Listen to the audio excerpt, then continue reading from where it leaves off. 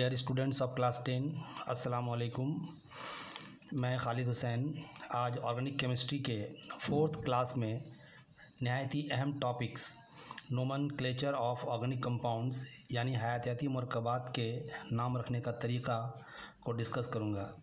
इस सिलसिले में हम लोग IUPAC सिस्टम के बारे में भी आपके सिलेबस में मौजूद ज़रूरी बातों को समझने की कोशिश करेंगे। जैसा कि आप यहाँ पर देख पा रहे हैं, नोमेनक्लेचर ऑफ ऑर्गेनिक कंपाउंड्स और IUPAC सिस्टम, इसको आज हम लोग इंशाअल्लाह ताला जानने की कोशिश करेंगे। तो जैसा कि आप जानते हैं, अब तक दुनिया में तकरीबन 5 मिलियन यानी 50 लाख 5 मिलियन या 50 लाख ऑर्गेनिक कंपाउंड्स की निशानदेही हो चुकी है। हमारी दुनिया में मौजूद तमाम मुरक्कबात में तकरीबन 90% ऑर्गेनिक कंपाउंड्स हैं। जितनी दुनिया में मुरक्कबात हैं उनमें 90% ऑर्गेनिक कंपाउंड्स हैं। ऑर्गेनिक कंपाउंड्स की इतनी बड़ी तादाद के सबब उनका नाम रखना हमेशा से एक मुश्किल अमर रहा है। हयातियाती मुरक्कबात की कसीर तादाद के सबब सलीके से उनका नाम रखना ज़रूरी है। गुनागुन सालमी बनावट यानी वेरिंग मॉलिक्यूलर स्ट्रक्चर, आइसोमेरिज्म वगैरह के सबब हयातियाती मुरक्कबात को दुरुस्तगी और सलीके सिस्टमेटिक तरीके से मुख्तलिफ़ तरह का नाम तफवीज़ करना वक्त की अहम ज़रूरत है। तो ऑर्गेनिक कंपाउंड्स के नाम तफवीज़ करने के तरीक़ा को नोमेनक्लेचर कहा जाता है। ऑर्गेनिक कंपाउंड्स के नाम तफवीज़ करने का जो तरीका है, इसे नोमेनक्लेचर कहते हैं। Nomenclature is the system of assignment of name to the organic compounds. Organic compounds को नाम तफवीज़ करने के लिए दो तरह का सिस्टम मौजूद है। एक को हम लोग कहते हैं ट्राइवियल सिस्टम, ट्राइवियल सिस्टम, या इसका एक और नाम है कॉमन सिस्टम, और दूसरा सिस्टम को कहा जाता है IUPAC सिस्टम। तो ऑर्गेनिक कंपाउंड्स को नाम देने का दो सिस्टम मौजूद है। नंबर 1 ट्राइवियल सिस्टम और नंबर 2 IUPAC सिस्टम। इन दोनों सिस्टम के बारे में हम लोगों को जानना है। हम लोग ख़ास तौर पे जानेंगे IUPAC सिस्टम के बारे में। तो सबसे पहले 2-4 बातें हम लोग जानेंगे ट्राइवियल सिस्टम के बारे में। TRIVIAL ट्राइवियल सिस्टम, इसे कॉमन सिस्टम भी कहा जाता है ना। ये ऑर्गेनिक कंपाउंड्स के नाम रखने का कदीम तरीका है, ओल्ड सिस्टम। इस तरीका में हयातियाती मुरक्कबात को नाम देने के लिए कोई मुअय्यना बुनियाद माने बेसिस मौजूद नहीं होता है, बल्कि ऑर्गेनिक कंपाउंड्स को उनके सोर्सेज, ज़राए सोर्सेज या लैटिन और ग्रीक, लातीनी जो ज़बान, लैटिन और ग्रीक ओरिजिन या प्रॉपर्टीज़, ख़वास, खुसूसियात,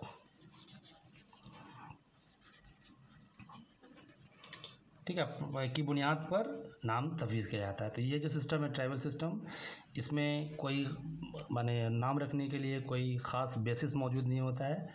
इस सिस्टम में नाम रखने के लिए जो सोर्स है, जिस मुरक्कबात से या जिस ज़राए से वो मुरक्कबात हासिल होता है, या लैटिन या ग्रीक में उसका जो नाम है, ओरिजिन है, उससे या प्रॉपर्टीज़ से नाम रखा जाता है। तो इसको हम लोगों को यहाँ पर जानना पड़ेगा। इसकी मिसालें 2-4 दिखिएगा तो आपको ज़्यादा क्लियर होगा। एग्ज़ाम्पल्स जैसे यूरिया। आप लोगों को मालूम है इंसान और दूसरे जानवरों के पेशाब में एक ऑर्गेनिक कंपाउंड मौजूद होता है जिसे यूरिया कहते हैं। तो यूरिया को नाम दिया गया यूरिन से, क्योंकि ये यूरिन से हासिल होता है ना। यानी यूरिया का सोर्स क्या है? यूरिन। तो चूँकि यूरिया यूरिन से हासिल होता है, उसी वजह से इसका नाम रखा गया urea. 2 number formic acid. Formic acid बहुत मशहूर कंपाउंड है, आप लोगों ने इसका नाम सुना है ना। तो रेड एंड, जो लाल चूटी होता है, रेड एंड तो रेड एंट के जिस्म में काफ़ी मकदार में ये एसिड मौजूद होता है ना। और रेड एंट को लैटिन में कहा जाता है फॉर्मिस, FORMICUS, फॉर्मिकस। तो फॉर्मिकस से हासिल होता है, उसी लिए इसका नाम रखा गया फॉर्मिक एसिड। उसी तरह से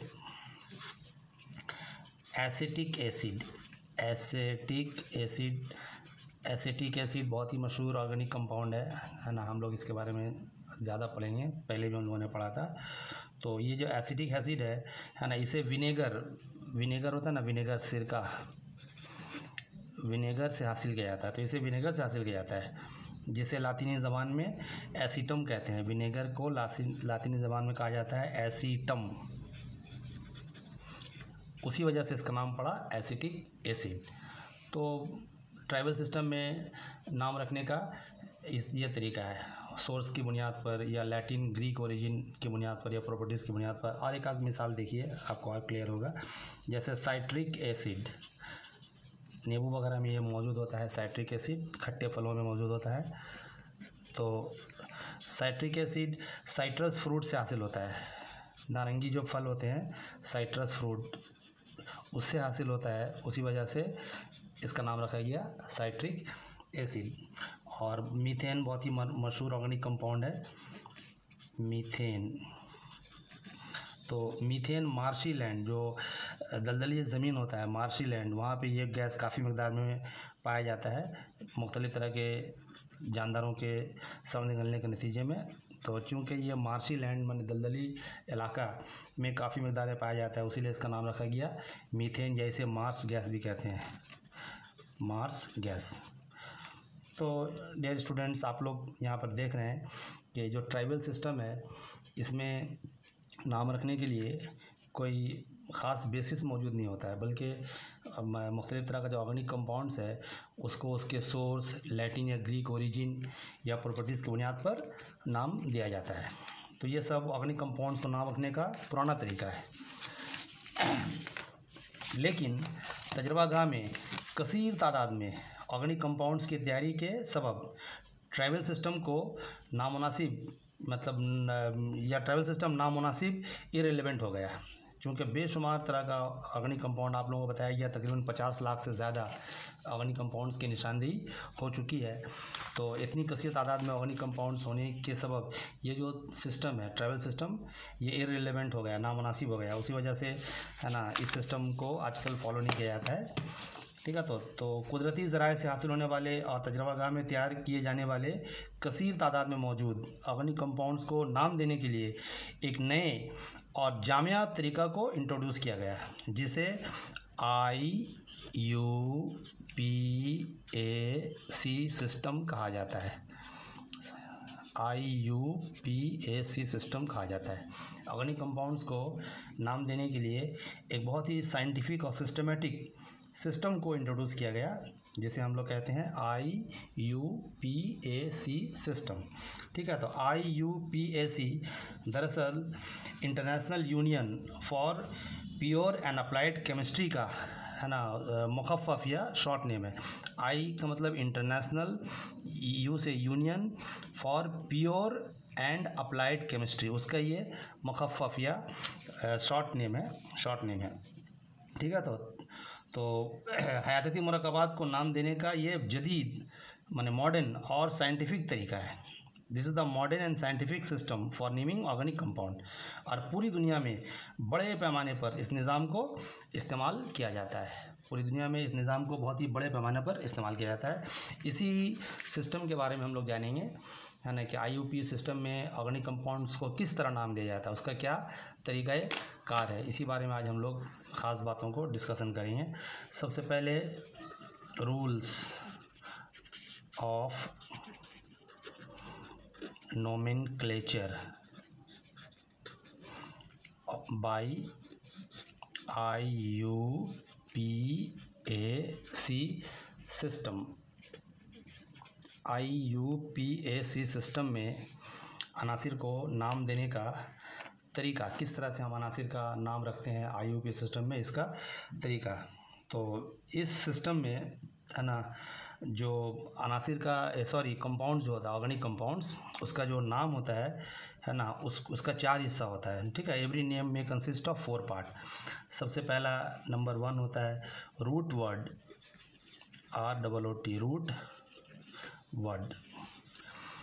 IUPAC सिस्टम या IUPAC सिस्टम में नाम रखने का, माने ऑर्गेनिक कंपाउंड्स को नाम रखने का जो तरीका है ना, उस या जो नाम है उसका 4 पार्ट्स होता है। Number 1 root word, number 2 primary suffix,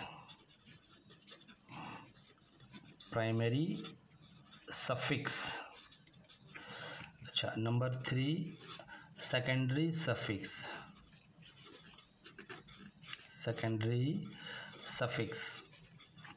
और नंबर 4 प्रीफिक्स है ना। ये बहुत ही इंपॉर्टेंट टॉपिक है स्टूडेंट्स, आप लोग इसको ध्यान से सुनिए, है ना। आमतौर पे स्टूडेंट लोग IUPAC सिस्टम में नाम रखने को बहुत मुश्किल समझते हैं, लेकिन अगर आप लोग सिस्टमेटिक तरीक़ा से थोड़ा ध्यान से अगर सुनिएगा तो इंशाअल्लाह ताला जब ये हम लोग का क्लास ख़त्म होगा तो आप लोग इंशाअल्लाह ताला तमाम तरह के ऑर्गेनिक कंपाउंड्स को आसानी के साथ IUPAC सिस्टम के तहत नाम दे पाइएगा इंशाअल्लाह ताला। तो आपको बताया जा रहा था कि ये जो IUPAC सिस्टम है, इसमें ऑर्गेनिक कंपाउंड्स को नाम देने के लिए, है ना, या ऑर्गेनिक कंपाउंड्स का जो नाम है उसका 4 हिस्सा होता है। Number 1 root word, number 2 primary suffix, number 3 secondary suffix, और नंबर 4 प्रीफिक्स। तो हम लोगों को इन बातों को जानना है कि ये चारों टर्म क्या है, इसके क्या मानी है। सबसे पहला है root word,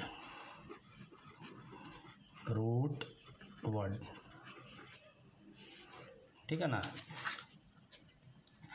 actually it indicates the number of carbon atom in the longest continuous chain. Carbon का जो लॉन्गेस्ट कंटिन्यूस चेन होता है या जो प्रिंसिपल चेन होता है, उस चेन में कितने कार्बन के एटम्स मौजूद हैं, है ना, इसी को हम लोग कहते हैं रूट वर्ड। तो रूट वर्ड का मतलब क्या हुआ, number of carbon atoms in the principal chain. जो प्रिंसिपल चेन होता है, लॉन्गेस्ट कंटिन्यूस चेन, उसमें कार्बन के कितने एटम्स हैं, उसी को हम लोग कहते हैं रूट वर्ड, ठीक है। Number of carbon atoms in the principal chain, ठीक है। तो अगर किसी कार्बन के चेन में एक एटम हो तो उसको हम लोग कहते हैं मिथ। इसको याद रखना है आप लोगों को, बहुत ज़रूरी बात है। अगर कार्बन के चेन में एक एटम है C1 तो उसको हम लोग कहेंगे मिथ, METH, मिथ। अगर कार्बन के किसी चेन में 2 एटम होगा तो उसको हम लोग कहते हैं ईथ, ETH। अगर कार्बन के चेन में 3 एटम होगा तो उसको हम लोग कहते हैं प्रॉप, PROP, प्रॉप। अगर किसी चेन में 4 एटम होगा तो उसको हम लोग कहते हैं ब्यूट, BUT, ब्यूट। अगर कार्बन का 5 एटम होगा किसी चेन में, प्रिंसिपल चेन में या लॉन्गेस्ट कंटिन्यूस चेन में अगर 5 एटम्स हो, अभी हम लोग जानेंगे इसको तो आपको क्लियर होगा, तो उसको हम लोग कहेंगे पेंट, PENT। अगर कार्बन का 6 एटम हो, 6 एटम, तो उसको कहा जाता है हेक्स, HEX, हेक्स, ठीक है। और अगर कार्बन का 7 एटम हो, 7, तो उसको हम लोग कहते हैं हेप्ट, HEPT, हेप्ट, ठीक है। अगर कार्बन का 8 एटम हो तो ऑक्ट, OCT, ऑक्ट का मतलब होता है 8। अगर कार्बन का 9 एटम हो, 9 एटम, तो उसको हम लोग कहते हैं नॉन, NON, नॉन। अगर कार्बन के 10 एटम हो तो उसको हम लोग कहते हैं डेक। इस तरह से ये लामतनाही सिलसिला है, आपको ज़्यादा जानने की ज़रूरत नहीं है। आपके सिलेबस में ये 5 नंबर तक ही काफ़ी है। माध्यमिक में जो ऐसा कार्बन का चेन दिया जाएगा जिसमें 5 एटम मौजूद हो, यहीं तक है। लेकिन अब हार्ड मतलब और ज़्यादा दिलचस्पी के लिए आप लोग यहाँ तक याद रखिए।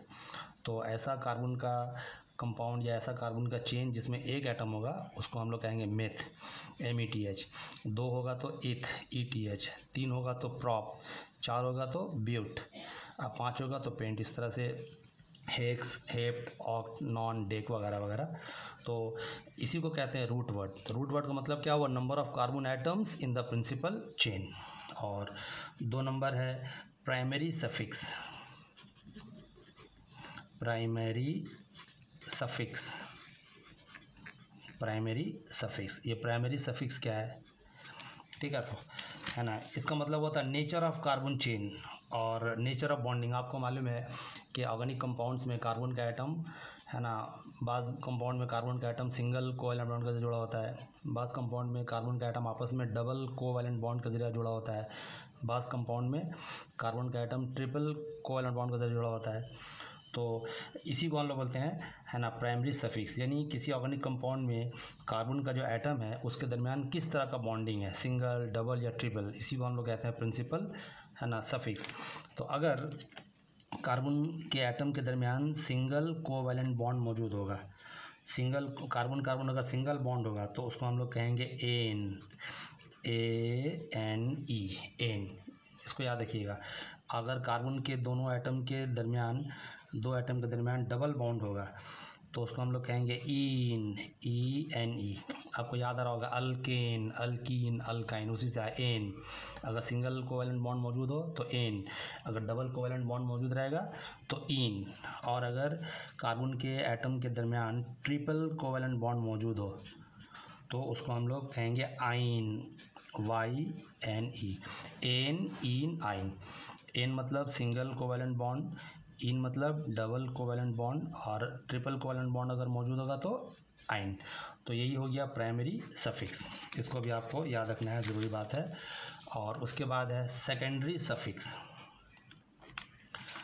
उसके बाद प्राइमरी सफिक्स के बाद सेकेंडरी, SECONDARY, सेकेंडरी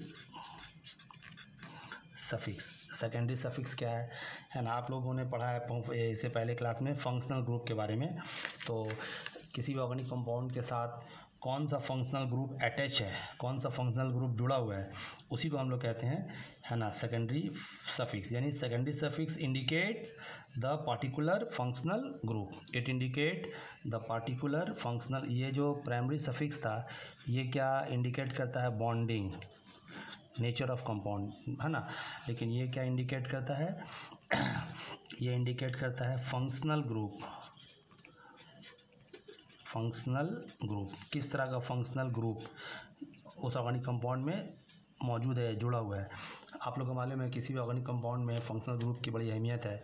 उस ऑर्गेनिक कंपाउंड का जो कैरेक्टरिस्टिक्स है, खुसूसियात, वो डिपेंड करता है फंक्शनल ग्रुप पे। तो फंक्शनल ग्रुप को हम लोग कहते हैं, है ना, सेकेंडरी सफिक्स। तो यहाँ पर आपको भी 1-2 बात ज़रूरी याद रखना होगा, है ना। आप लोगों ने पढ़ा है बहुत सारा फंक्शनल ग्रुप को, जैसे अल्कोहल। तो अल्कोहल को हम लोग OH, याद आ रहा होगा आपको। तो अगर अल्कोहल फंक्शनल ग्रुप होगा तो हम लोग लिखेंगे इस तरह से OL, ओल। अगर किसी ऑर्गेनिक कंपाउंड में फंक्शनल ग्रुप अल्कोहल मौजूद हो तो हम लोग उसको इस तरह से जाहिर OL, ओल। जब आप लोग आगे माने बनाइएगा नेमिंग तो आपको ज़्यादा क्लियर होगा। अगर अल्डिहाइड ग्रुप हो, आपको याद आ रहा होगा CHO अल्डिहाइड ग्रुप है। अगर किसी ऑर्गेनिक कंपाउंड में अल्डिहाइड ग्रुप मौजूद हो तो उसको हम लोग इस तरह लिखें L, ओल, L, ओल, अल, ठीक है, OL, ओल, अल्कोहल। अल्डिहाइड में क्या देंगे, अल, ALL, OL, ओल, ALL। और उसके बाद अगर, है ना, एसिड, आपको मालूम है ऑर्गेनिक एसिड, कार्बोक्सिलिक एसिड अगर मौजूद हो किसी ऑर्गेनिक कंपाउंड में तो उसको हम लोग लिखेंगे oic acid, OIC, oic acid, oic acid, ठीक है। तो और अगर किसी ऑर्गेनिक कंपाउंड में कीटोन मौजूद हो, किसी ऑर्गेनिक कंपाउंड में कीटोन ग्रुप मौजूद हो तो उसको हम लोग लिखेंगे ओन, ONE, ओन।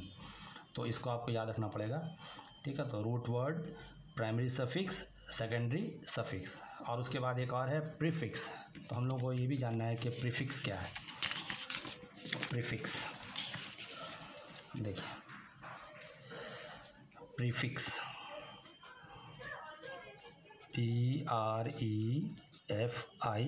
PREFIX, ठीक है ना। तो ऑर्गेनिक कंपाउंड्स में IUPAC सिस्टम में जो ऑर्गेनिक कंपाउंड को हम लोग नाम देते हैं उसका 4 है ना पार्ट होता है। पहला तो रूट वर्ड जो हम लोगों ने पढ़ा, प्राइमरी सफिक्स, सेकेंडरी सफिक्स और प्रीफिक्स। ये प्रीफिक्स क्या है ज़रा इसको आप लोग समझिए, बहुत ज़रूरी बात है।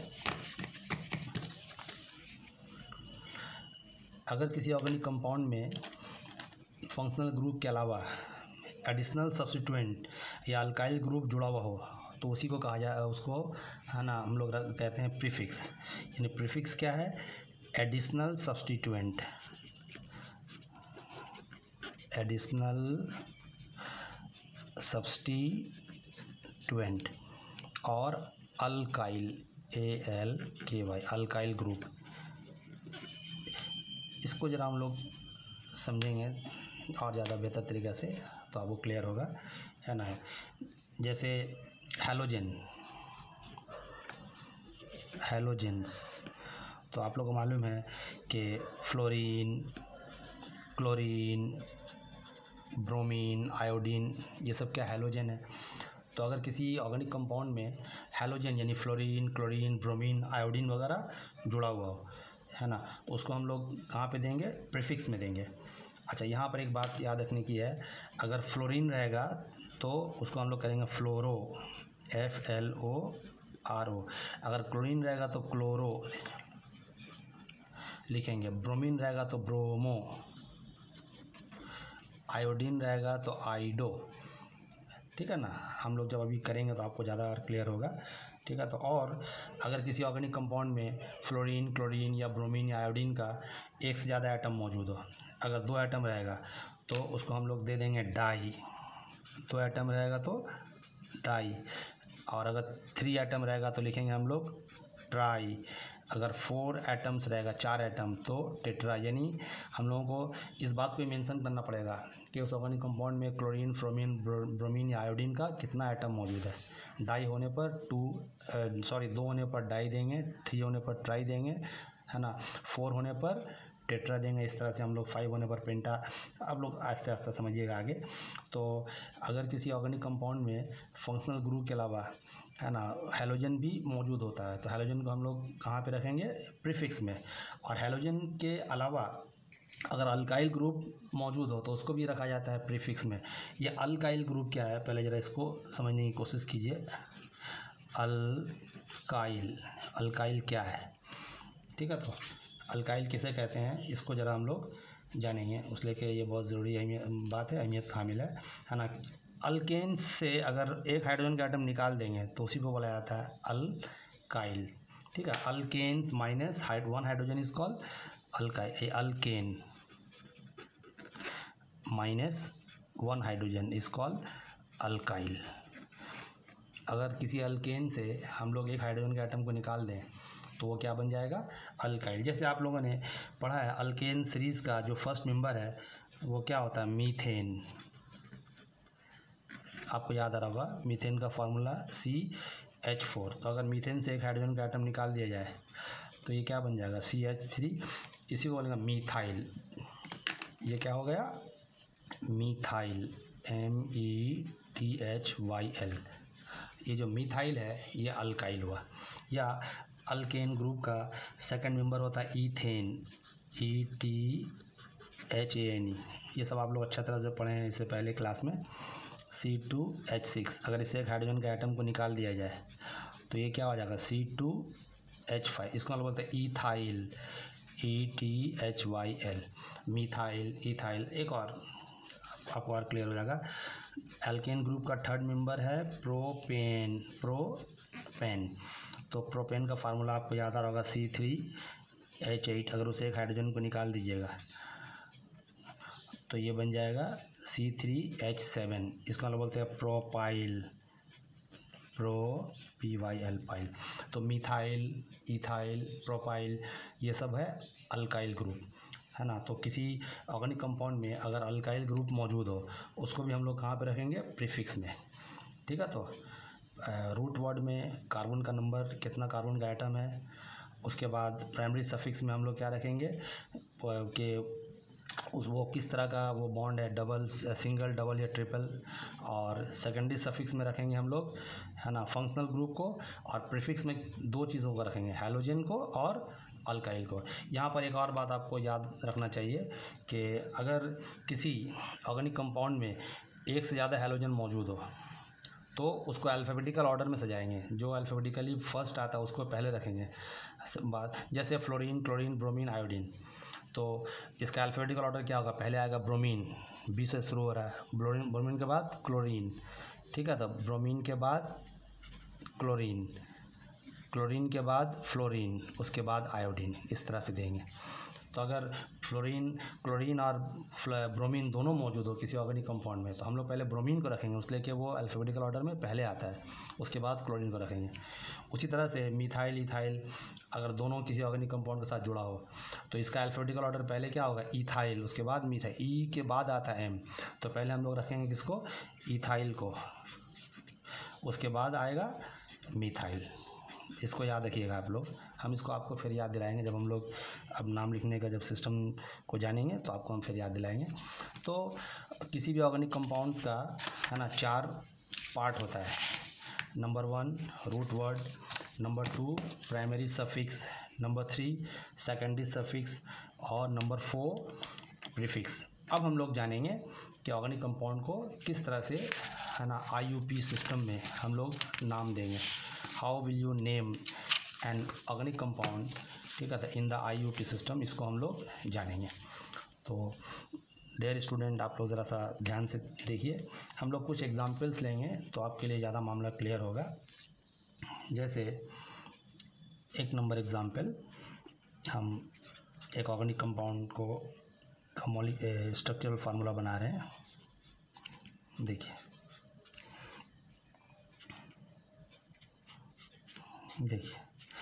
ये एक ऑर्गेनिक कंपाउंड है, इसका हम लोगों ने स्ट्रक्चरल फार्मूला बनाया है ना। इसका कंडेंस फार्मूला भी आप बना सकते हैं। इसका कंडेंस फार्मूला इस तरह से होगा, कार्बन का 1 एटम, हाइड्रोजन का 3, यहाँ देखिए कार्बन का 1, हाइड्रोजन का 3, तो ये हुआ कंडेंस स्ट्रक्चर, ये मॉलिक्यूलर स्ट्रक्चर हुआ। दोनों तरह से आप कर सकते हैं, है ना। तो पहले देखिए हम लोग क्या देखते हैं, 1 नंबर रूट वर्ड, पहले क्या होता है, रूट वर्ड, किस तरह से हम लोग इसको नाम देंगे, रूट वर्ड। पहले आप काउंट कीजिए, कार्बन जो प्रिंसिपल चेन है उसमें कार्बन का कितना एटम है।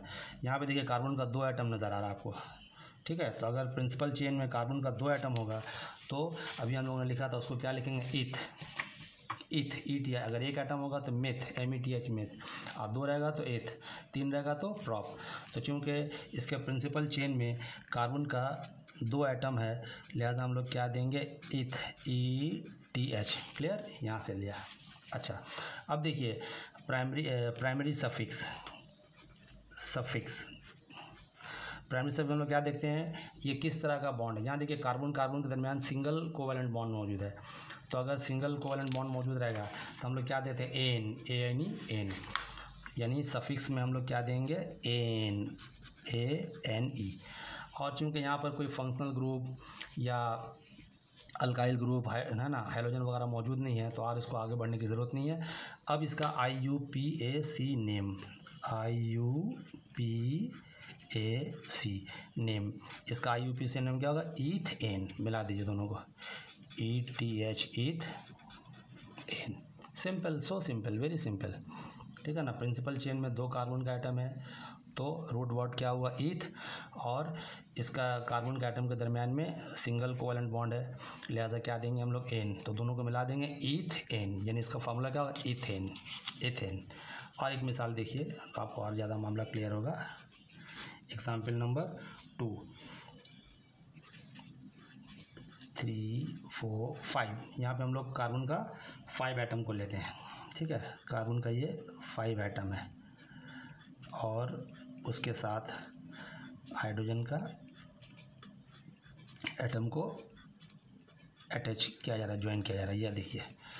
तो इसका नाम हम लोग किस तरह से देंगे, वही मामला, पहले रूट वर्ड में हम लोग क्या देखते हैं कि वो जो कंपाउंड है या वो जो कार्बन का चेन है, लॉन्गेस्ट कंटिन्यूस चेन या प्रिंसिपल चेन, इसमें कार्बन का कितना एटम है, देखिए 1, 2, 3, 4, 5, तो इस चेन में कार्बन का 5 एटम है। अगर कार्बन का एटम 5 होगा तो हम लोग क्या देते हैं, पेंट, देखिए, है ना, C, अगर कार्बन का एटम 5 हो तो क्या उसको हम लोग लिखेंगे, पेंट, PENT। और देखिए कार्बन का जो एटम्स है इसके दरमियान किस तरह का बॉन्ड है, सिंगल कोवैलेंट बॉन्ड है ना। तो सफिक्स चूँकि सिंगल कोवैलेंट बॉन्ड है तो सफिक्स क्या होगा, एन, ANE है ना।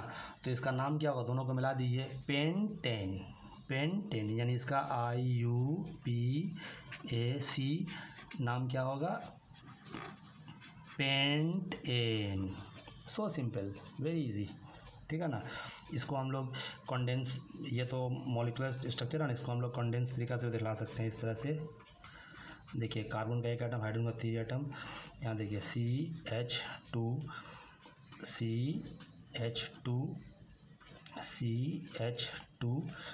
और CH3, ठीक है ना। इसको ज़रा सा हम लोग पूरा दिखला दें, ठीक है, CH3। तो ये हुआ इसका कंडेंस फॉर्म। और हम लोग थोड़ा सा आगे बढ़ें और कुछ एग्जांपल्स देखें तो आपको और मामला क्लियर होगा। आहिस्ता आहिस्ता हम लोग सिंपल से कॉम्प्लेक्स की तरफ जाएंगे, ठीक है। अभी हम लोगों ने 2 मिसाल देखा, बहुत ही आसान है ना। इंशाअल्लाह ताला हमको उम्मीद है कि आपको समझने में है ना परेशानी नहीं होगी। थोड़ा सा आगे, अब तक हम लोगों ने सिंगल कोवैलेंट बॉन्ड देखा था, अब थोड़ा सा आगे डबल बॉन्ड वाली मिसाल देखें हम लोग। देखिए एग्जाम्पल नंबर 3, हम एक कार्बन का एक, देखिए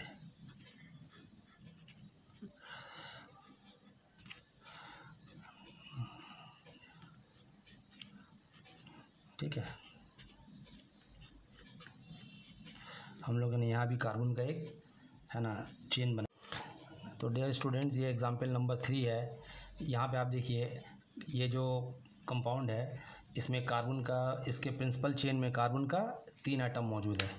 तो हम लोग पहले लिखेंगे कि रूट वर्ड, क्योंकि इसके प्रिंसिपल चेन में कार्बन का 3 एटम मौजूद है। तो कार्बन का अगर 3 एटम मौजूद है हम लोग क्या लिखते हैं, प्रॉप, PROP, प्रॉप, ठीक है। अब देखिए प्राइमरी सफिक्स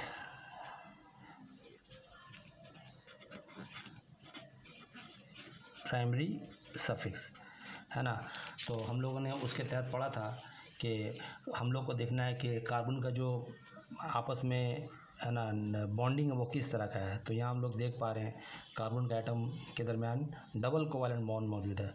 तो अगर कार्बन के एटम के दरमियान डबल कोवैलेंट बॉन्ड मौजूद रहेगा तो हम लोग क्या लिखते हैं, ENE। अगर सिंगल कोवैलेंट बॉन्ड मौजूद हो तो हम लोग लिखते हैं एन, लेकिन चूँकि यहाँ पर डबल कोवैलेंट बॉन्ड है उसलिए हम लोग क्या लिखेंगे, इसको इन, है ना। तो अभी तक क्या हुआ, प्रॉप, इन। अब लेकिन यहाँ पर आपको एक और ज़रूरी बात को याद रखना पड़ेगा, है ना, कि ये तो बात क्लियर हो गया कि डबल कोवैलेंट बॉन्ड मौजूद है, उसलिए हम लोगों ने क्या लिखा यहाँ पर, इन, है ना। ये जो डबल बॉन्ड है इसका पोजीशन भी आपको देना पड़ेगा, पोजीशन ऑफ डबल बॉन्ड। अगर डबल या ट्रिपल बॉन्ड हो तो उसका पोजीशन भी देना पड़ेगा, कौन से कार्बन के कौन से एटम के दरमियान में डबल या ट्रिपल बॉन्ड मौजूद है। तो पोजीशन ऑफ डबल बॉन्ड, इसके लिए हम लोग है ना पहले नाम लिखेंगे। देखिए कार्बन का ये फर्स्ट एटम है 1, ये कार्बन का सेकंड एटम है, ये कार्बन का थर्ड। फॉरवर्ड नेमिंग कीजिए, फिर बैकवर्ड नेमिंग कीजिए। देखिए ये वाला कार्बन का फर्स्ट, बैकवर्ड नेमिंग कर रहे हैं सेकंड और थर्ड। तो यहाँ देखिए कार्बन का जो फॉरवर्ड में, यानी जब हम लोग फॉरवर्ड नेमिंग कर रहे हैं तो कार्बन का जो फर्स्ट और सेकंड एटम है उसके दरमियान में डबल बॉन्ड नज़र आ रहा है, क्लियर। और यहाँ देखिए अगर बैकवर्ड में जाए तो सेकंड और थर्ड में, तो तरीका ये है जो लोएस्ट है ना, मतलब कार्बन का बॉन्ड होता है उसको ले, लोएस्ट जो अटैचमेंट उसको ले आता है। तो लोएस्ट क्या होगा, 1 2, देखिए 1 मैंने से कार्बन का फर्स्ट और सेकंड एटम के दरमियान में यहाँ पर बॉन्ड है, डबल बॉन्ड। लेकिन अगर हम लोग बैकवर्ड काउंटिंग करेंगे तो सेकंड और थर्ड, तो लोएस्ट क्या होगा, 1 और 2, यानी कार्बन का जो यहाँ पर एटम है वो, उसका जो पोजीशन है डबल बॉन्ड का वो क्या होगा, 1, ठीक है। तो पोजीशन ऑफ डबल बॉन्ड क्या होगा, 1। अच्छा अब देखिए इसका नाम इस तरह लिखेंगे हम लोग, IUPAC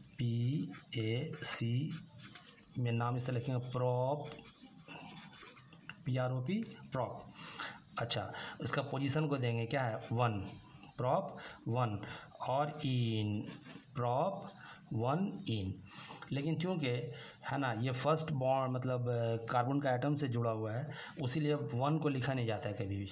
अगर 2, 3, 4 रहता तो हम लोग लिखते हैं, लेकिन 1 को लिखा नहीं जाता, उसीलिए हम लोग इसको प्रॉप 1 नहीं लिख के इस तरह से लिखेंगे, ज़्यादा बेहतर है। प्रॉप इन, प्रॉप इन। तो इस कंपाउंड का IUPAC नेम क्या होगा? प्रॉप इन। ठीक है, यहाँ 1 को हम लोग निगलेक्ट करेंगे, 1 लिखा नहीं जाता है, आप लोग को मालूम है, मैथमेटिक्स में भी आप लोग पढ़े हैं। एक और मिसाल देखिएगा तो आपको ये बात और बहुत ज़्यादा क्लियर हो जाएगा। Number 4, example number 4। Example number 4 में हम लोग देखें इस तरह से, देखिए यहाँ पे कार्बन का हम लोगों ने कितना एटम का चेन देखा था? 3 एटम का। थोड़ा सा एक बढ़ा दिया जाए, ठीक है। यहाँ देखिए ये जो कंपाउंड है इसमें कार्बन का 4 एटम्स है, ठीक है, 1, 2, 3, 4 एटम्स है, और उससे हाइड्रोजन जुड़ा हुआ है। और देखिए यहाँ पर इन दोनों एटम के दरम्यान में डबल बॉन्ड है ना। इसको हम लोग कंडेंस स्ट्रक्चर इस तरह दिखला सकते हैं, ये H3C CH, फिर डबल बॉन्ड है ना CH और CH3, ऐसे भी हम लोग दिखला सकते हैं कंडेंस स्ट्रक्चर इसका। तो यहाँ पर हम लोगों को इस कंपाउंड का है ना नाम ये करना है। सबसे पहले तो रूट वर्ड, कार्बन का कितना एटम है? 4। तो अगर कार्बन का 4 एटम हो तो हम लोग क्या देंगे? ब्यूट, BUT, ब्यूट, ठीक है, BUT। और कार्बन का एटम के दरम्यान में किस तरह का बॉन्ड है? डबल बॉन्ड, यानी इसका प्राइमरी सफिक्स क्या होगा? प्राइमरी सफिक्स इन, EN, इन। अगर सिंगल बॉन्ड रहे तो एन, डबल रहेगा तो इन। तो क्या हो गया? मैंने सेकेंडरी प्राइमरी सफिक्स क्या हो गया? इन, है ना। अब देखिए जैसा कि हम लोगों ने पहले पढ़ा था कि यहाँ पे कार्बन का जो एटम है उसमें डबल बॉन्ड कहाँ पर है, उसके लिए हम लोग क्या करेंगे? इसको नाम देंगे, पहले फॉरवर्ड फिर बैकवर्ड। देखिए ये 1, 2, 3, 4 इधर से दें। अगर ये कार्बन का first atom, second atom, third atom और फोर्थ एटम, ठीक है ना।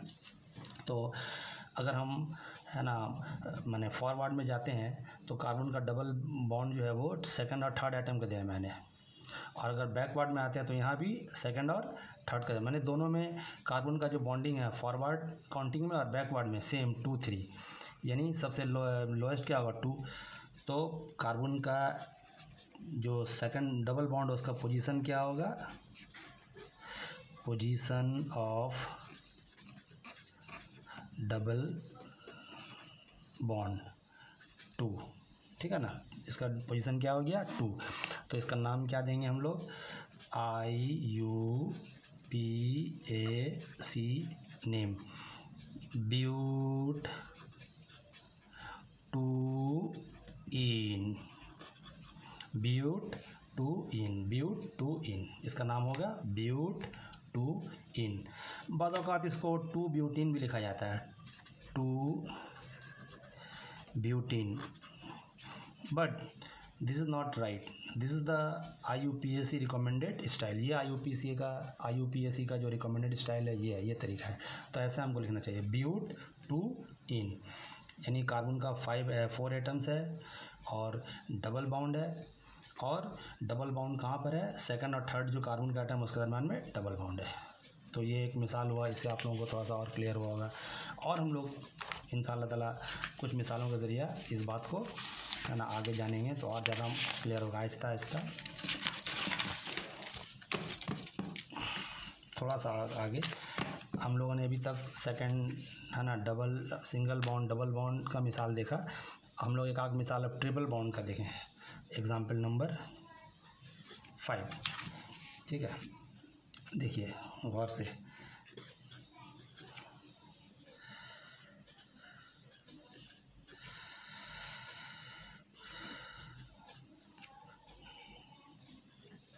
देखिए 1, 2, 3, 4, 5 है ना, कार्बन का 5 एटम्स है और कार्बन के 5 एटम से हाइड्रोजन का एटम जुड़ा हुआ है। गौर कीजिए, ठीक है। तो हम लोगों को जानना है कि ये जो कंपाउंड है ना, इसमें कार्बन का एटम्स, ठीक है, वो ट्रिपल बॉन्ड से जुड़ा हुआ है।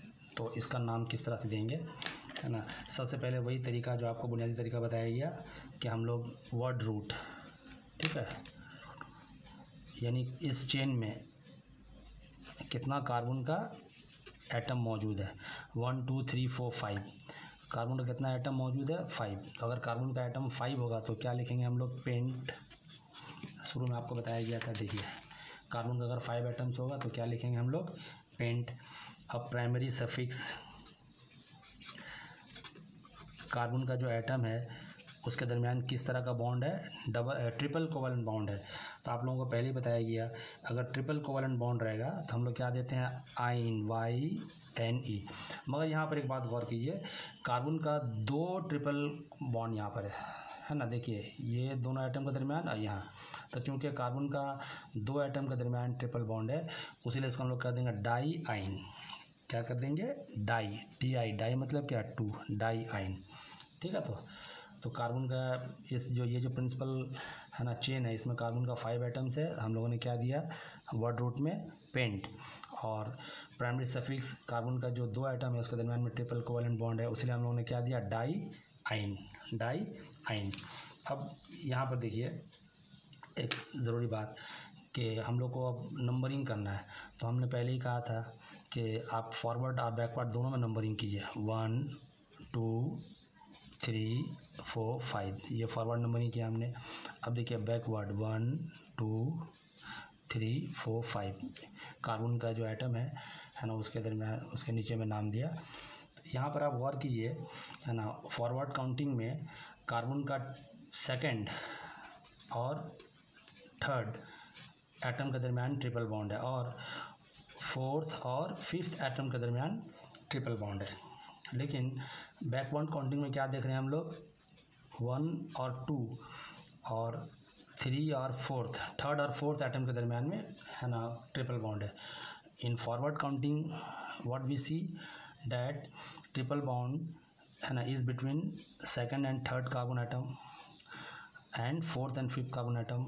और बैकवर्ड काउंट में हम लोग क्या देख रहे हैं, the triple covalent bond is in between 1st and 2nd carbon atom and 3rd and 4th carbon atom.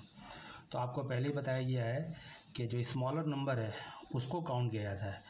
तो स्मॉलर नंबर क्या होगा, ये 1 2 और 3 4, यानी 1 और 3 को लेंगे, किसको लेंगे, 1 और 3, ठीक है। तो हम लोग पोजीशन अगर बोला जाए, पूछा जाए आपसे कि पोजीशन ऑफ ट्रिपल बॉन्ड क्या है, position of bond 1 and 3, right, 1 and 3। तो इस कंपाउंड का नाम किस तरह से देंगे हम लोग, IUPAC नेम। देखिए पेंट, राइट, पेंट 1 3 डाई आइन,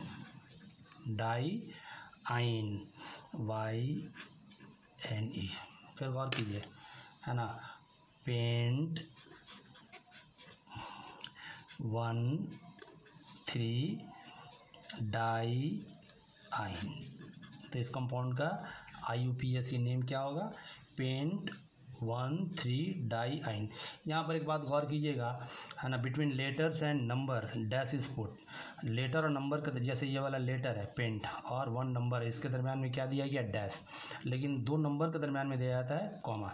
सो between letters and number dash is put and between 2 numbers comma are put, ठीक है ना। तो हमेशा जब भी नाम आप रखिएगा तो इस तरह से याद रखिएगा, लेटर और नंबर के दरमियान डैश दिया जाता है, लेकिन नंबर्स के दरमियान है ना कॉमा। यहाँ देखिए 2 नंबर है, 1 और 3 नंबर, उसके दरमियान में कॉमा दिया गया। पेंट और 1 लेटर और नंबर, उसके दरमियान में डैश दिया गया। तो इस कंपाउंड का नाम क्या हुआ, पेंट 1 3 डाई आइन, पेंट 1 3 डाई आइन, है ना। तो डियर स्टूडेंट, हम लोगों ने पहले सिंगल कोवलेंट बॉन्ड, फिर डबल कोवलेंट बॉन्ड, उसके बाद फिर ट्रिपल कोवलेंट बॉन्ड के दरमियान की मिसाल से देखा। अब हम लोग थोड़ा सा और आगे जाएंगे तो आपको और मामला क्लियर होगा। अब हम लोग है ना अल्काइल ग्रुप को देकर नाम देखेंगे इस तरह। देखिए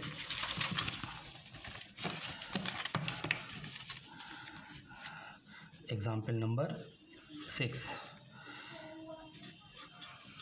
एक ऑर्गेनिक कंपाउंड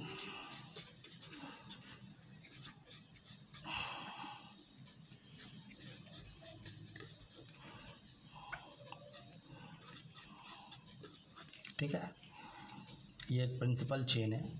ठीक है, तो इसका नाम आपको रखना है। आपको पहले ही बताया गया, सबसे पहले जो प्रिंसिपल चेन है उसमें कार्बन का कितना एटम्स है उसको हम लोग काउंट करेंगे। तो यहाँ देखिए 1 2 3 4। So in the principal chain, ये principal chain, this is not chain, this is the principal chain. तो प्रिंसिपल चेन में कार्बन का कितना एटम नज़र आ रहा है? 4, है ना। यानी वर्ड रूट क्या होगा? 4। अगर कार्बन का 4 एटम हो तो हम लोग क्या लिखते हैं? ब्यूट। तो क्या लिखेंगे यहाँ पर? BUT, but. क्लियर। अब उसके बाद हम लोग को देखना है प्राइमरी सफिक्स। आपको याद आ रहा होगा, यानी कार्बन का जो आपस में बॉन्ड है उसका नेचर क्या है, सिंगल, डबल या ट्रिपल, उसी को हम लोग क्या बोलते हैं? Primary suffix. तो यहाँ देखिए सिंगल कोवैलेंट बॉन्ड है। अगर सिंगल कोवैलेंट बॉन्ड मौजूद होता है तो हम लोग क्या लिखते हैं? एन। अभी आप लोग पढ़ें, अगर सिंगल कोवैलेंट बॉन्ड रहेगा तो एन, डबल रहेगा तो इन, और ट्रिपल रहेगा तो आइन। ठीक है, तो वर्ड रूट में हुआ ब्यूट और प्राइमरी सफिक्स एन। यहाँ पर आप एक बात गौर कीजिए, अल्काइल ग्रुप यहाँ पे अटैच्ड है ना, CH3। ये क्या है? अल्काइल ग्रुप है। अगर हम लोग इसको इग्नोर करें, अल्काइल ग्रुप को, अगर सिर्फ यहाँ से यहाँ तक दिया हो, इसका नाम लिखने कहा जाता आपको, तो आप क्या लिखते हैं? ब्यूटेन लिखते ना, ब्यूटेन। लेकिन चूँकि यहाँ पर अल्काइल ग्रुप भी मौजूद है तो उसको भी हम, है ना, नाम में शामिल करना पड़ेगा। आप लोगों को पहले ही बताया गया कि अल्काइल ग्रुप जो है ना, माने वो आता है प्रीफिक्स में। ठीक है, तो सफिक्स में नहीं आता है। कहाँ पे आता है? प्रीफिक्स में, माने पहले आता है। इसको लिखा जाता है पहले, ऑर्गेनिक कंपाउंड के नाम से पहले, प्रीफिक्स, है ना। तो अल्काइल ग्रुप ये क्या? मीथाइल है। ठीक है, तो अल्काइल हम लोगों ने पढ़ा था CH3 methyl, C2H5 ethyl, propyl अभी हम लोगों ने पढ़ा था। तो CH3 क्या है? मीथाइल है। ठीक है ना, तो हम लोग प्रीफिक्स में क्या लिखेंगे? Methyl, METHYL। क्यों? उस लेके यहाँ पर CH3 ग्रुप मौजूद है तो मीथाइल लिखा। लेकिन आपको इस अल्काइल का पोजीशन भी देना पड़ेगा, तब मामला पूरा कंप्लीट होगा। ठीक है, तो देखिए हम लोग नाम उसी तरह से फॉरवर्ड पहले नाम लिखें 1 2 3 4, अब बैकवर्ड 1 2 3 4। देखिए फॉरवर्ड काउंटिंग में मिथाइल कार्बन का थर्ड एटम से जुड़ा हुआ है, लेकिन जब बैकवर्ड में जा रहे हैं तो सेकंड एटम से। तो कम क्या है? लीस्ट क्या हुआ? सेकंड। जो लीस्ट होता है उसी को हम लोग काउंट कहते हैं। ठीक है, तो आपको हमेशा याद रखना पड़ेगा, है ना, कि जो लीस्ट एटम है उसको हम लोग काउंट करेंगे, कंसिडर करेंगे ना। We have to consider the smaller number. तो स्मॉलर नंबर क्या है? 2। यानी इसका पोजीशन यहाँ पे देंगे हम लोग 2 मीथाइल। ठीक है, क्या लिखेंगे हम लोग? 2 मीथाइल। तो ये जो कंपाउंड है इसका IUPAC नेम क्या होगा? इसका IUPAC नेम होगा 2 methyl METHYL, methyl butane, butane. आप लोगों को पहले बताया गया था कि प्रीफिक्स को नाम से पहले लगाया था। देखिए ब्यूटेन, उससे पहले लाया हम लोग 2 मीथाइल, है ना। तो अल्काइल ग्रुप हो या हेलोजन हो, उसको रखा जाता है प्रीफिक्स में, नाम से पहले। और बाद बाकी तो आप लोगों ने देखा, और जब हम लोग आगे करेंगे तो और मिसाल से आपको क्लियर होगा। तो यहाँ हम लोगों ने, चूँकि ये मिथाइल है ना अल्काइल ग्रुप है, उसीलिए हम लोगों ने इसको पहले दिया। ठीक है, ब्यूटेन से पहले दिया 2 मीथाइल ब्यूटेन। तो इसका IUPAC नाम क्या होगा? 2 मीथाइल ब्यूटेन। क्लियर। और एक मिसाल देखिएगा तो आपको ये बात और क्लियर होगी। Example number 7।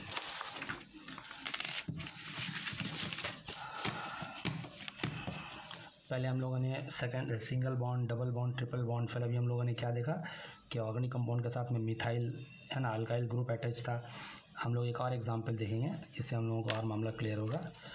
ठीक है, तो देखिए एक कंपाउंड H3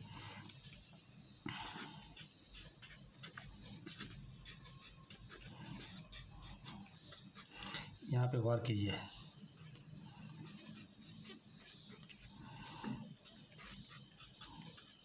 देखिए यहाँ पे 2 मिथाइल ग्रुप अटैच्ड है, ठीक है ना। इससे पहले जो कंपाउंड हम लोगों ने बनाया था उसमें 1 मिथाइल ग्रुप अटैच था, लेकिन यहाँ पे हम लोग क्या देख रहे हैं, 2 मिथाइल ग्रुप अटैच है। तो पहले माने उतना परेशान होने की ज़रूरत नहीं है। जो हम लोग तरीका करते हैं, पहले हम लोग मालूम करेंगे ये जो लॉन्गेस्ट कंटिन्यूस कार्बन चेन है, इसमें कार्बन का कितना एटम है, जिसको हम लोग बोलते हैं वर्ड रूट, है ना। तो यहाँ पे कार्बन का कितना एटम है आप लोग खुद से देखिए, 4 1 2 3 4, ठीक है ना। कार्बन का कितना एटम है, 4 एटम। तो अगर कार्बन का 4 एटम रहेगा तो क्या लिखेंगे हम लोग, ब्यूट, BUT, क्लियर। और उसके बाद हम लोग प्राइमरी सफिक्स में क्या देखते हैं कि ये जो कार्बन का एटम है इसके दरमियान किस तरह का बॉन्ड है, ठीक है, इसका नेचर क्या है, नेचर ऑफ बॉन्ड। तो देखिए सिंगल कोवलेंट बॉन्ड है, अगर सिंगल कोवलेंट बॉन्ड होता है तो हम लोग क्या देते हैं, एन, याद आ रहा होगा आपको, एन, ANE, है ना। चूँकि ये सिंगल कोवलेंट बॉन्ड है हम लोगों ने यहाँ पे क्या दिया, एन, हो गया।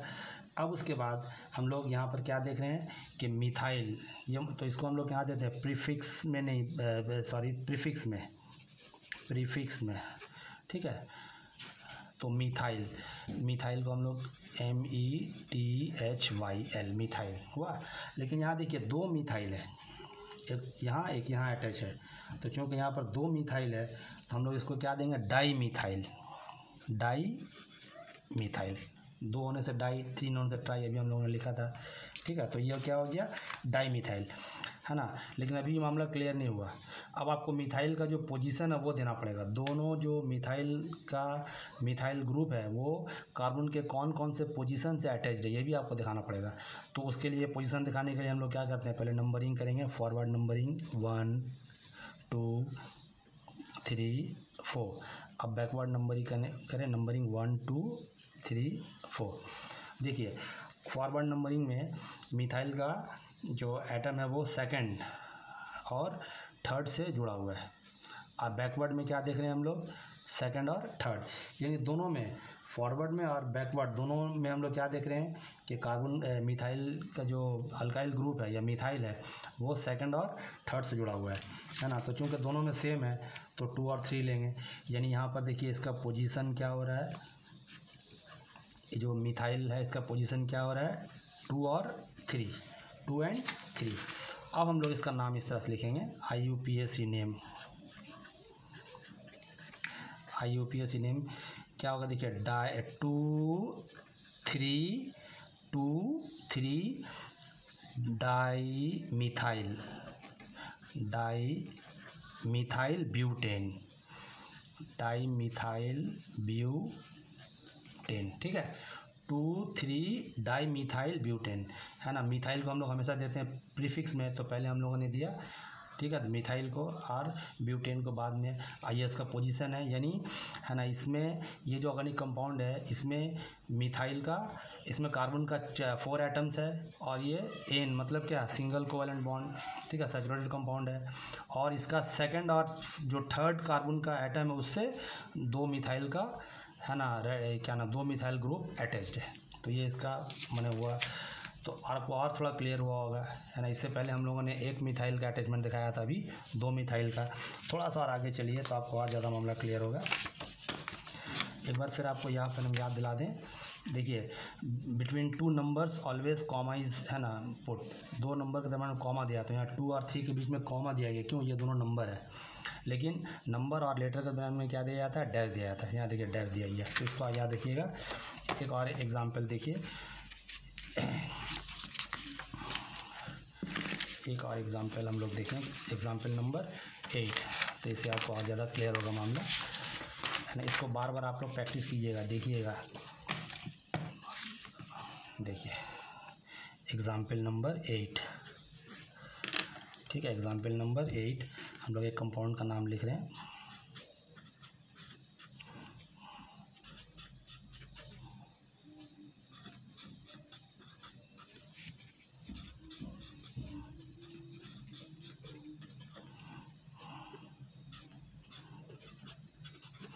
इससे पहले हम लोगों ने अल्काइल ग्रुप का अटैचमेंट देखा था। अब हैलोजन का अटैचमेंट यहाँ देखिए, ठीक है। ब्रोमीन, क्लोरीन, ये क्या हैलोजन है। तो यहाँ जो ऑर्गेनिक कंपाउंड है इसमें हैलोजन है ना अटैच है। तो इसको हम लोग किस तरह से, सबसे पहले नेमिंग बार बार आपको हम बता रहे हैं कि ये जो प्रिंसिपल चेन है इसमें कार्बन की कितनी तादाद है उसको हम लोग नोट करेंगे। 1 2 3 4 5। तो कार्बन का एटम कितना है 5, ठीक है। चूँकि कार्बन का 5 एटम है तो हम लोग क्या देंगे पेंट क्या दे दिया, वर्ड रूट में क्या देंगे पेंट। और उसके बाद है ना इसका जो प्राइमरी सफिक्स उसमें हम लोग क्या देखते हैं कि ये जो कार्बन का एटम है इस दरम्यान किस तरह का बॉन्ड है। तो देखिए सिंगल कोवैलेंट बॉन्ड है। अगर सिंगल कोवैलेंट बॉन्ड रहेगा तो हम लोग क्या देते हैं एन, ठीक है, पेंटेन, ये हो गया। अब यहाँ पर असल मामला हो रहा है जिसको आपको जानना है, ठीक है। तो पहले तो ये आपका वर्ड रूट में कार्बन का 5 एटम है तो पेंट, और प्राइमरी सफिक्स में क्या हो गया एन, उसलिए कि सिंगल कोवैलेंट कंपाउंड है। लेकिन अब हम लोग यहाँ पर क्या देख रहे हैं कि इसके साथ अटैचमेंट है किसका, हैलोजन का, ब्रोमीन और क्लोरीन, इसका अटैचमेंट है।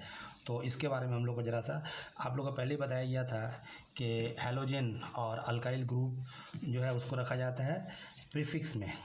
कहाँ रखा जाता है दोनों को, प्रीफिक्स में। प्रीफिक्स यानी ऑर्गेनिक कंपाउंड का नाम से पहले उसको रखा जाता है, ठीक है। तो ब्रोमीन को हम लोग क्या कहते हैं ब्रोमो, क्लोरीन को क्लोरो, जो आपको पहले ही बताया गया था, ठीक है। तो हम लिख सकते हैं यहाँ पर। अच्छा, और आपको एक बात बताया गया था कि जैसे क्या नाम है, फ्लोरीन, क्लोरीन, ब्रोमीन, आयोडीन, ये सब हैलोजन है। तो हम लोग इसको अल्फ़ाबेटिकल ऑर्डर में पुट करेंगे। तो यहाँ चूँकि ब्रोमीन और क्लोरीन है तो ब्रोमीन पहले आएगा, उसलिए कि अल्फ़ाबेटिकल ऑर्डर में बी पहले आता है, क्लोरीन बाद में आएगा, है ना। तो ब्रोमीन है तो प्रीफिक्स में हम लोग क्या देंगे ब्रोमो, BROMO। और क्लोरीन के लिए क्या देंगे क्लोरो, CHLORO। लेकिन सिर्फ इतना देना काफ़ी नहीं है, आपको ये जो ब्रोमीन और क्लोरीन का पोजीशन है, कौन सा कार्बन का एटम से है ना ये जुड़ा हुआ है, इसको भी देना होगा। तो इसके लिए हम लोग पहले तो नंबरिंग करेंगे फॉरवर्ड और बैकवर्ड, जैसा हम लोग बार बार सीख रहे हैं, 1 2 3 4 5। और बैकवर्ड अगर करें 1 2 3 4 5, ये बैकवर्ड नंबरिंग हुआ, है ना। तो यहाँ देखिए ब्रोमीन कहाँ पर है 2 और क्लोरीन 4, लेकिन अगर इधर से देखें क्लोरीन 2 और ब्रोमीन 4, तो चूँकि ब्रोमीन को हमको प्रायोरिटी देना है क्लोरीन के मुकाबले में, उसको नाम पहले रखना है, लिहाजा हम ब्रोमीन का कि मैंने कौन सा कार्बन का अटैचमेंट लेंगे 2, यानी इसको हम देंगे इस तरह से 2 ब्रोमो, याद रहेगा। तो और क्लोरीन का अटैचमेंट किस क्या दिखलाएंगे 4, क्लोरीन कार्बन का मैंने फॉरवर्ड काउंटिंग में, ठीक है, ब्रोमीन सेकंड कार्बन का आइटम से अटैच्ड है और क्लोरीन फोर्थ से, तो यहाँ क्या देंगे हम लोग फोर्थ, है ना, 4 क्लोरो, ठीक है। तो अब अगर हम इसका नाम लिखें IUPAC नेम क्या होगा देखिए 2 ब्रोमो, उसके बाद देखिए 4 chloro, 2 bromo 4 chloro pentane, 2 bromo 4 chloro pentane, 2 bromo 4 chloro pentane, clear. तो इस तरह से है ना आपको यहाँ पर और मामला क्लियर हुआ है। जब हैलोजन का अटैचमेंट है तो किस, आपको यहाँ पर हम 2 प्रैक्टिस करने के लिए दे रहे हैं, अभी आप लोग इसको प्रैक्टिस कीजिए। इसको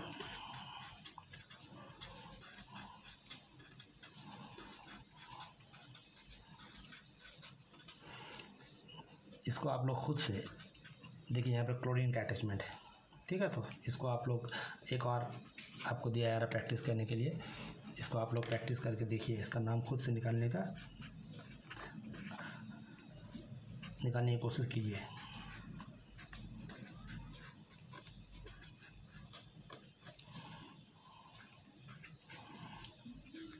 देखिए यहाँ पर क्लोरीन और ब्रोमीन दोनों का अटैचमेंट इसकी तरह, लेकिन है ना आप इसका नाम यहाँ पर देख, कार्बन का सिर्फ 4 एटम, यहाँ 5 था, तो आप लोग ये दोनों को खुद से निकालिए।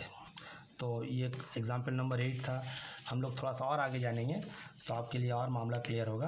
अब हम लोग जानेंगे एग्जाम्पल नंबर 9 की तरफ जाएंगे। एग्जाम्पल 9।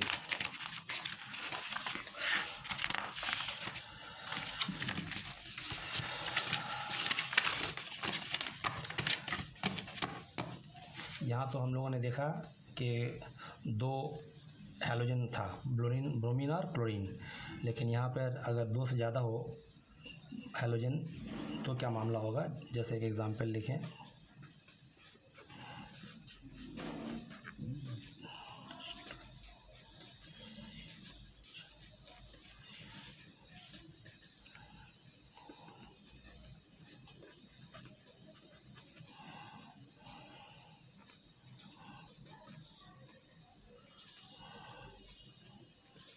यहाँ देखिए, अगर हम नेमिंग करें 1 2 3 4 5 या 1 2 3 4 5, तो यहाँ देखिए क्लोरीन का 2 है ना, 2 क्लोरीन है और 1 ब्रोमीन है। ये जो ऑर्गेनिक कंपाउंड है इसमें 2 क्लोरीन और 1 ब्रोमीन है, ठीक है। तो ये देखिए ना, ब्रोमीन, ब्रोमो, ये क्लोरो,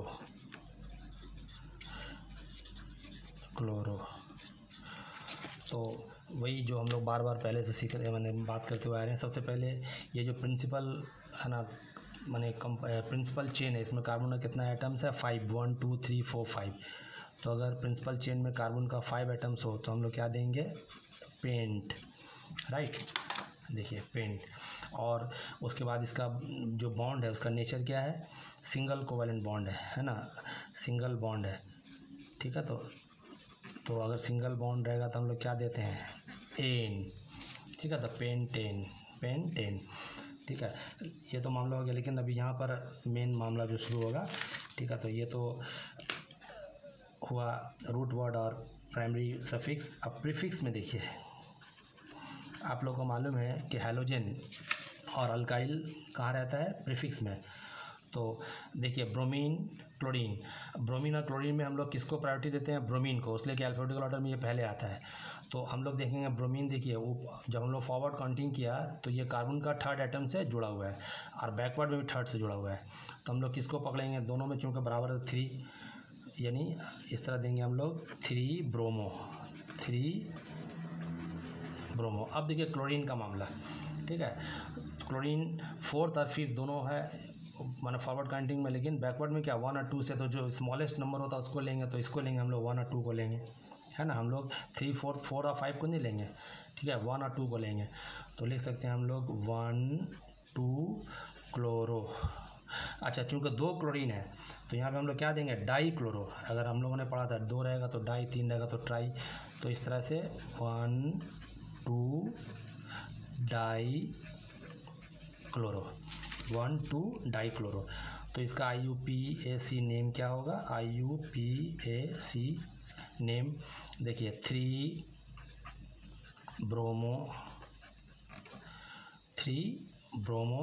उसके बाद 1, देखिए 3 ब्रोमो 1, 2 डाई CH क्लोरो और पेंट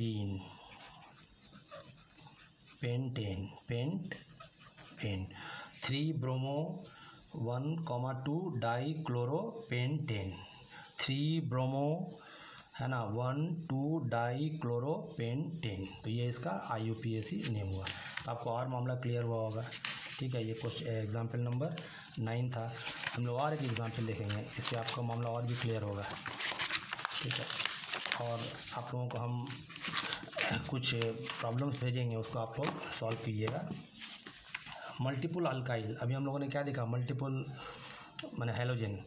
अब देखिए मल्टीपल अल्काइल ग्रुप अगर हो, एक से ज़्यादा अगर अल्काइल ग्रुप हो, जैसे एक इसका एक एग्जांपल लें हम लोग,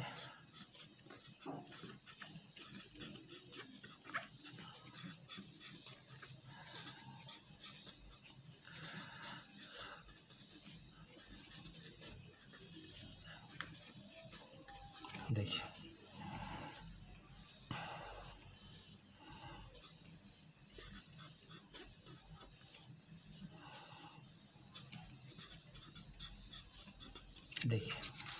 ये एक प्रिंसिपल कार्बन का चेन है, ठीक है। और इसमें देखिए 1 2 3 4 5 6 7, यहाँ पे कितने कार्बन के आइटम्स है? 7। नंबरिंग कर दें हम लोग, फॉरवर्ड नंबरिंग 1 2 3 4 5 6 7। बैकवर्ड नंबरिंग करें 1 2 3 4 5 6 7। और यहाँ पे देखिए इस प्रिंसिपल कार्बन का जो कंपाउंड है, इसके चेन से 2 अल्काइल है। पहला है तो मिथाइल, CH3 क्या है? मिथाइल। 2 मिथाइल अल्काइल ग्रुप है, मिथाइल, और ये हो गया इथाइल, ETHYL। तो मल्टीपल अल्काइल ग्रुप यहाँ पे जुड़ा हुआ है। इसको हम लोग किस तरह से नेमिंग करेंगे, नाम करेंगे, वही मामला। सबसे पहले तो आपको प्रिंसिपल चेन में कार्बन का कितना आइटम है? 7। देखिए 1 2 3 4 5 6 7। अगर कार्बन का 7 आइटम रहेगा तो हम लोग क्या लिखते हैं? Hept, HEPT, hept, HEPT। और कार्बन का जो आइटम है यहाँ पे किस तरह का बॉन्ड से जुड़ा हुआ है? Single covalent bond. तो हम लोग क्या लिखेंगे? ANE, है ना, हेप्टेन। क्लियर। अब उसके बाद देखिए प्रीफिक्स है ना, मामला तो प्रीफिक्स का है। देखिए यहाँ पर मिथाइल इथाइल दोनों है। तो आप लोगों को पहले ही शुरू में बताया गया था कि जब भी हम लोग अल्काइल ग्रुप को, अगर मल्टीपल अल्काइल ग्रुप रहेगा, उसको अगर हम लोग नाम देंगे तो अल्फ़ाबेटिकल ऑर्डर में। तो मिथाइल और इथाइल में अल्फ़ाबेटिकल ऑर्डर में पहले कौन आएगा? इथाइल आएगा, ठीक है ना, उसके बाद मिथाइल आएगा। तो पहले हम लोग क्या देंगे? Ethyl, ETHYL। अच्छा, अब हमको सिर्फ इथाइल देने से नहीं होगा, उसका पोजीशन भी देना होगा। तो देखिए फॉरवर्ड जब नंबरिंग किया था तो इथाइल का पोजीशन क्या है? 4। और बैकवर्ड नंबरिंग में भी इथाइल का पोजीशन है 4, यानी दोनों में 4 है तो 4 देंगे, 4 इथाइल। उसके बाद अब मिथाइल का मामला है, मिथाइल क्या देंगे? 3, ठीक है ना। मिथाइल देखिए ना 3 और 5 दोनों में है, तो स्मॉलेस्ट नंबर को लेंगे। तो चूँकि हम लोग यहाँ पर 4 लिया तो इसको क्या 3 लेंगे, यानी यहाँ पे हम लोग इस तरह लिखेंगे 4 इथाइल 3 मिथाइल। अब इसका नाम क्या होगा? 4 इथाइल ETHY, सबको मिला देंगे, नाम हो गया 4 इथाइल 3 मिथाइल हेप्टेन, है ना, हेप्टेन 4 इथाइल 3 मिथाइल हेप्टेन, ये इसका नाम हुआ। और आपको क्लियर हुआ यहाँ पर मामला, ठीक है ना। तो यहाँ पे हम लोगों ने क्या देखा? मल्टीपल अल्काइल ग्रुप था। मल्टीपल अल्काइल ग्रुप होने से, है ना, किस तरह से हम लोग नाम देंगे, अल्फ़ाबेटिकल ऑर्डर का ख्याल रखना होगा। और एक मिसाल देंगे, उसके बाद हम लोग आगे एक और एग्जांपल देखिए। अल्कोहल, आप लोगों को मालूम है अल्कोहल एक बहुत ही इम्पोर्टेंट फंक्शनल ग्रुप है। और फंक्शनल ग्रुप बहुत अहमियत का हामिल होता है, इसलिए कि किसी भी ऑर्गेनिक कंपाउंड का जो केमिकल कैरेक्टरिस्टिक्स है वो डिपेंड करता है फंक्शनल ग्रुप के ऊपर। तो अब हम लोग अल्कोहल, है ना, का मामला लेकर देख रहे हैं एग्जाम्पल। अगर फंक्शनल ग्रुप में अल्कोहल आए तो उसका नाम किस तरह से हम लोग देंगे? देखिए एक ऑर्गेनिक कंपाउंड, यहाँ देखिए प्रिंसिपल चेन में कार्बन का 3 आइटम है, 3 items are there in the principal chain, है ना। इसको अगर हम लोग नाम दे दें, फॉरवर्ड और बैकवर्ड दोनों, 1 2 3, बैकवर्ड देखिए 1 2 3, है ना। तो वही मामला जो बार बार हम लोग कर रहे हैं, है ना। ये जो क्या नाम है कंपाउंड है, इसमें कार्बन का कितना आइटम है? प्रिंसिपल चेन में 3। तो अगर कार्बन का 3 आइटम्स हो तो क्या देते हैं हम लोग? Prop, PROP। अच्छा, इसका जो बॉन्ड है वो किस तरह का बॉन्ड है? सिंगल कोवैलेंट बॉन्ड है। अगर सिंगल कोवैलेंट बॉन्ड रहेगा तो AN, ठीक है। क्या दिया हम लोग? AN। अब यहाँ पर देखिए, है ना, ये तो वर्ड रूट था, ये तो था आपका प्राइमरी सफिक्स, ठीक है। अब यहाँ पर सेकेंडरी सफिक्स, ये जो फंक्शनल ग्रुप होता है ना, उसी को हम लोग कहते हैं सेकेंडरी सफिक्स, जो हम लोगों ने शुरू में पढ़ा था। तो फंक्शनल ग्रुप क्या है? अल्कोहल, देखिए यहाँ पर OH, अल्कोहल आपको पहले ही बताया गया था, जब अल्कोहल रहेगा तो हम लोग उसके लिए देते हैं OL, ऑल। क्या देते हैं अल्कोहल में? ऑल, OL, ऑल, ठीक है ना। अच्छा, इसका पोजीशन क्या है? देखिए फॉरवर्ड काउंटिंग में 3, थर्ड कार्बन का आइटम से अटैच, लेकिन बैकवर्ड काउंटिंग में 1, तो जो सबसे कम होता है उसको ले आता 1, है ना। तो 1 ऑल, लेकिन 1 चूँकि लिखा नहीं जाता है उसीलिए हम लोग छोड़ देंगे। इसका नाम क्या होगा? IUPAC नाम प्रॉप। अच्छा, एक बात यहाँ पे आप गौर कीजिए, याद रखिएगा कि जब भी हम लोग अल्कोहल को नाम देंगे तो ये जो है ना एन है उसका ई हटा के OL जोड़ देंगे यहाँ पर। इसको याद रखिएगा, in alcohol always e is replaced by OL। इसका ई को हटा के यहाँ पे क्या जोड़ेंगे? OL, यानी प्रोप एन और ऑल, प्रोपेनॉल, प्रोपेनॉल। इसका नाम क्या होगा? प्रोपेनॉल, ठीक है। तो ई इज रिप्लेस्ड बाय OL, ई को हटा के हमेशा जब भी कोई भी मतलब अल्कोहल रहेगा तो उसका जो ई है उसको हटा के